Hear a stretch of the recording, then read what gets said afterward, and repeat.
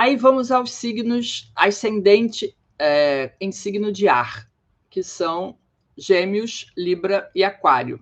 Aí o que acontece? A pessoa se coloca no mundo, se mostra para o mundo, inicia as coisas, né? Mostra a sua identidade, a sua criatividade, a sua fé, o seu conhecimento, com muita racionalidade, né? E essa racionalidade pode ser também cordialidade, pode ser, né, de uma maneira suave, de uma maneira civilizada. Os signos de ar, em geral, são muito civilizados. E quando a pessoa tem um ascendente no signo de ar, ela se comporta dessa maneira civilizada. Tem que lembrar, né, gente? Eu estou analisando apenas as casas vazias. Dependendo de planetas ali junto do ascendente, isso pode mudar tudo, tá? Mas, em geral, são pessoas civilizadas que se comportam de maneira civilizada e que são racionais nessa maneira de se apresentar. Então, por exemplo, se você bota lá os Gêmeos no ascendente, ele chega já conversando, ele chega trocando com as pessoas, é uma pessoa, né, que se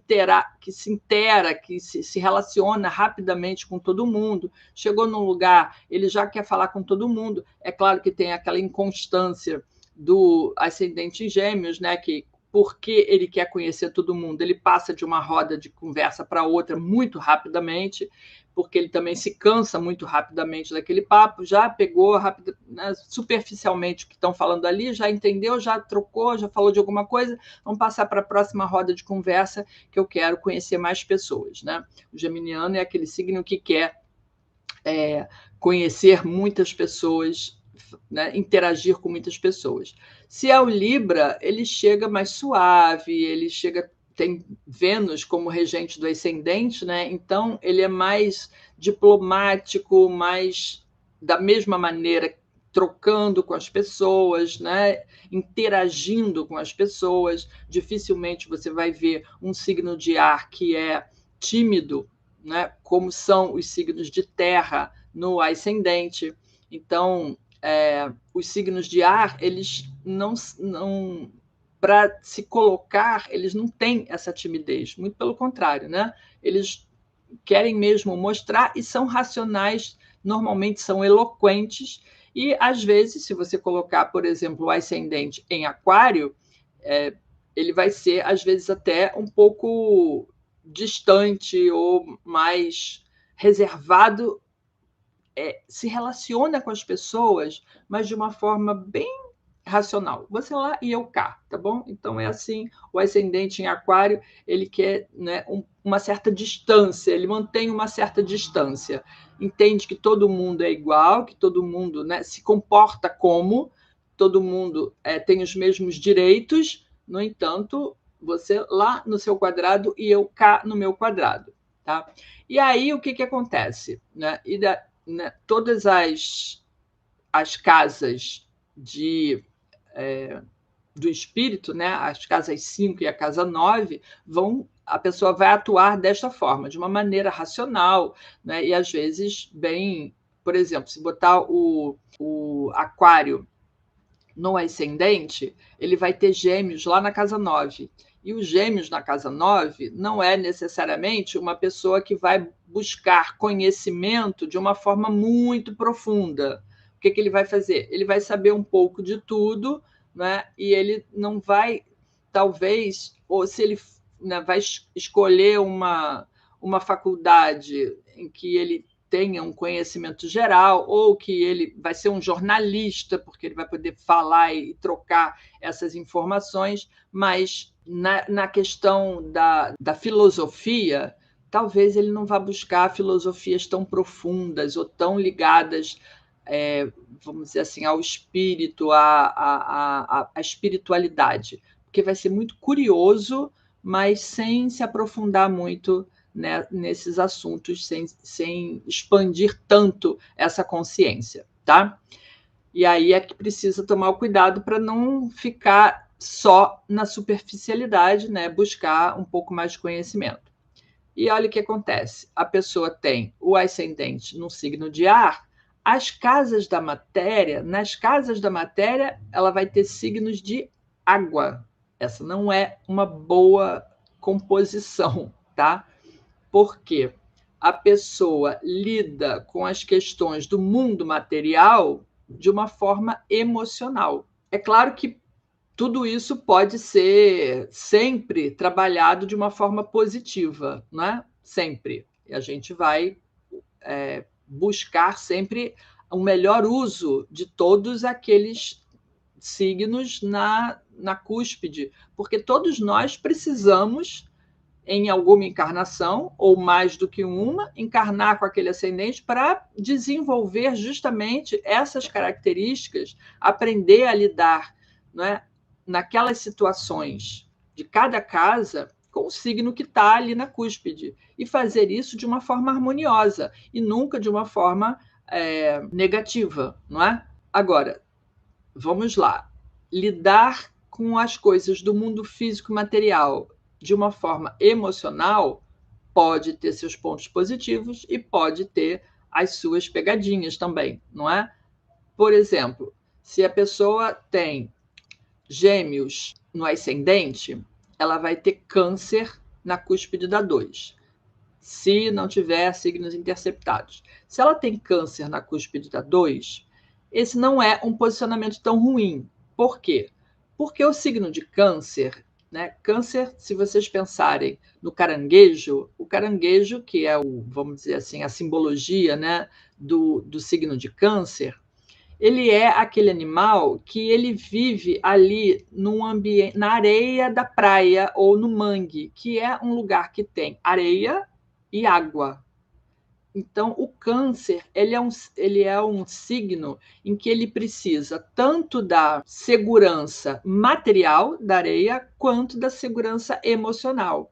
E aí, por essa necessidade de segurança material, ele não vai ser tão gastador, né? É um posicionamento que a pessoa vai precisar, ou ela vai se sentir segura quando ela tem dinheiro, né? E isso pode fazer com que ela guarde mais dinheiro, né? Já que Câncer é um signo acumulador. E com isso, ela tenha alguma estabilidade financeira. Tá? Se a pessoa tem Libra no ascendente, ela vai ter Escorpião na cúspide da 2. O Escorpião também não é um signo, digamos assim, gastar muito e que vá se apoderar muito das coisas dos outros. No entanto, ele também tem a necessidade de controle, e aí ele vai querer controlar as suas questões materiais, ou como que ele ganha e como que ele gasta dinheiro. Agora, as pessoas que têm o ascendente em Aquário vai ter Peixes na cúspide da 2. E aí o Peixes na cúspide da 2 já é um problema, como alguém aí já falou, né? Por quê?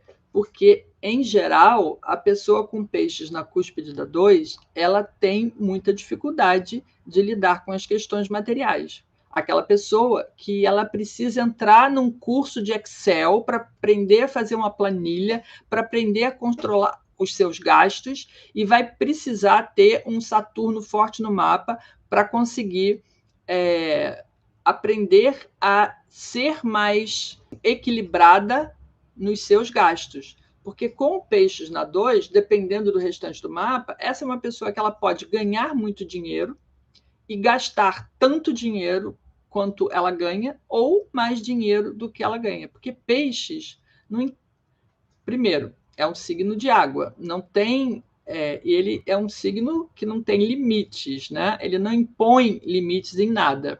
E daí que a pessoa não vai ter limites justamente onde ela precisa construir uma reserva, que são as suas posses. E tem também a questão dos valores éticos e morais, que podem ser um pouco deturpados, ou pelo menos muito liberais, com esse Peixes na cúspide da 2. Tá? A gente está falando do ascendente em ar, né? Então ela vai ter água nas casas da matéria, vai ter fogo nas casas do relacionamento. E aí, então, aqui sim, aqueles relacionamentos passionais, né?